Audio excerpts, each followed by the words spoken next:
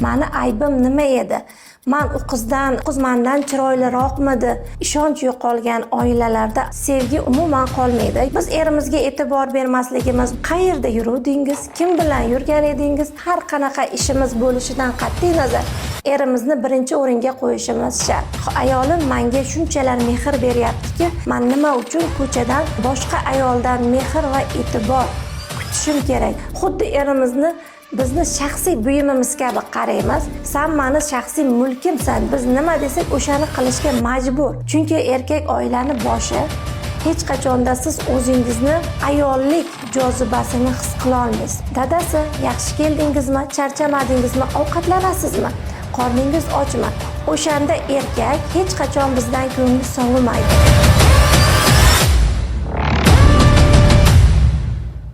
Assalomu alaykum hurmatli kuzatuvchilar. Sizlar bilan diydor ko'rishib turganimdan juda ham xursandman. Bugun sizlardan eng ko'p kelgan savollardan biri xiyonat mavzusida gaplashamiz. Inson xiyonatdan keyin o'zini qanday qilib tiklashi haqida ham chuqurroq gaplashib o'tamiz. Xiyonatdan keyin inson aslida ishonchni yo'qotadi. Ishonch yo'qolgan oilalarda albatta bir-biriga bo'lgan hurmat, e'tibor va sevgi umuman qolmaydi, yo'qolib boshlaydi. Va bu holatdan keyin hattoki ba'zi bir oilalarda ajrimlar ham kuzatilyapti.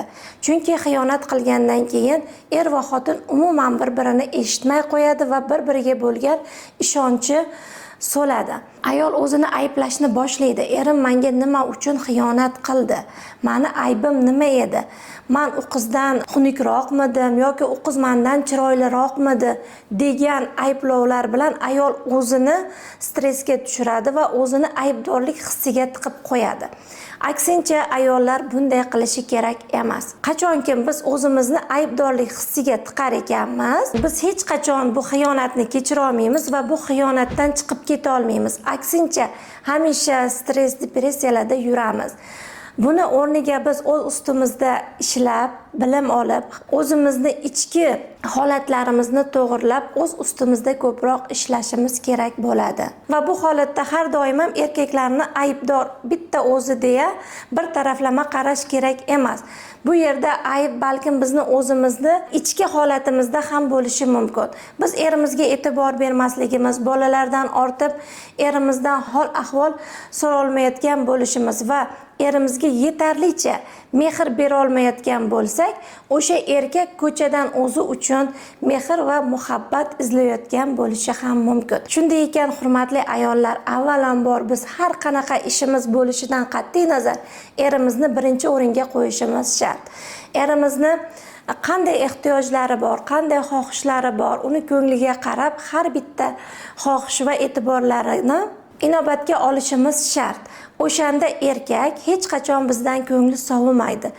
Ayolim menga shunchalar mehr beryaptiki, menga shu darajada e'tibor beryaptiki, men nima uchun ko'chadan boshqa ayoldan mehr va e'tibor kutishim kerak yoki qidirishim kerak degan fikrlar erkakning xayolida ham bo'lmaydi.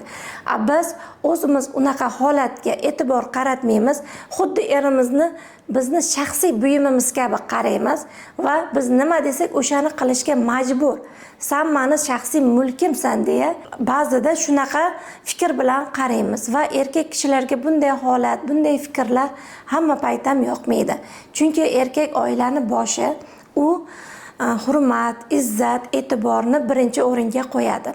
Hurmat, izzat, e'tibor bor oilalarda albatta sevgi, muhabbat va oiladagi munosabatlar juda ham mustahkam bo'ladi.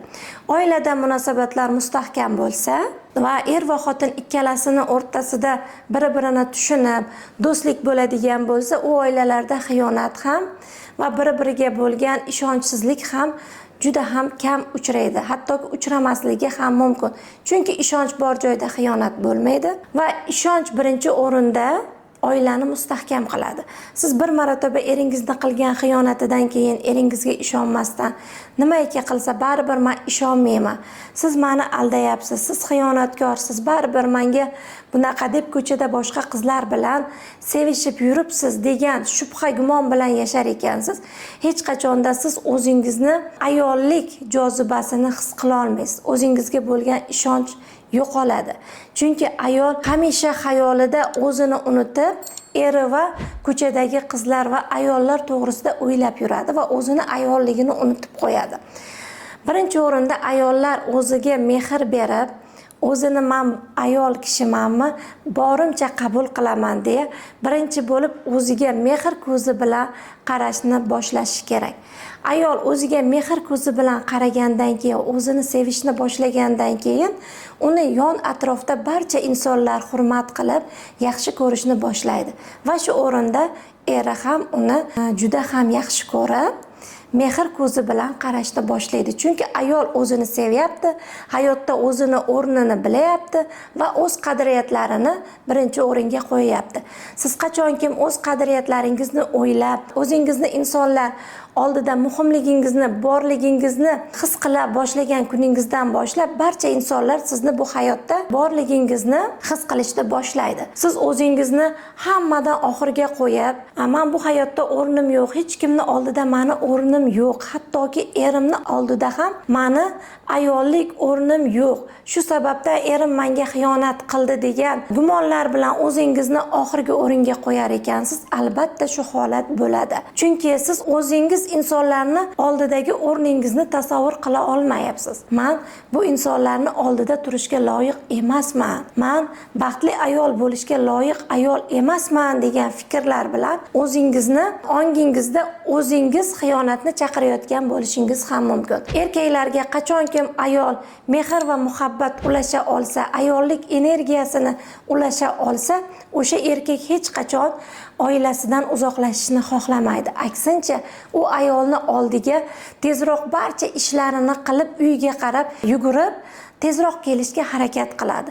Lekin biz ayollar ko'pincha erimiz uyga kelishi bilan agar mabodo kech kelib qolsa, qayerda yuruvdingiz, kim bilan yurgan edingiz, qaysi qiz bilan yuruvdingiz, men telefon qilganda nima uchun ko'tarmadingiz degan savollar bilan kutib olamiz.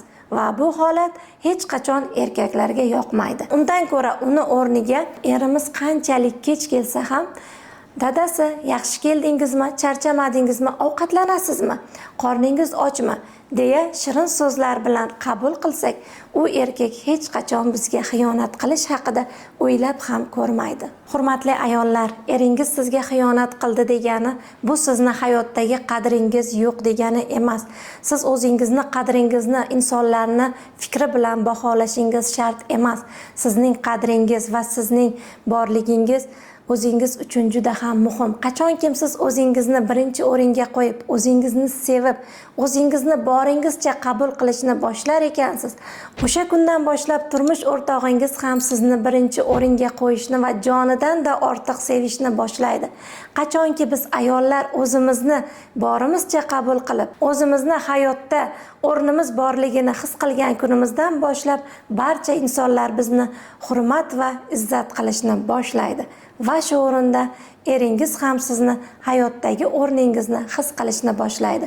Hurmatli ayollar, avvalambor o'zingizni boringizcha qabul qiling, ilm oling, o'z ustingizda ishlang. Hurmatli ayollar, sizlar bilan ko'rishganimdan juda ham xursandman.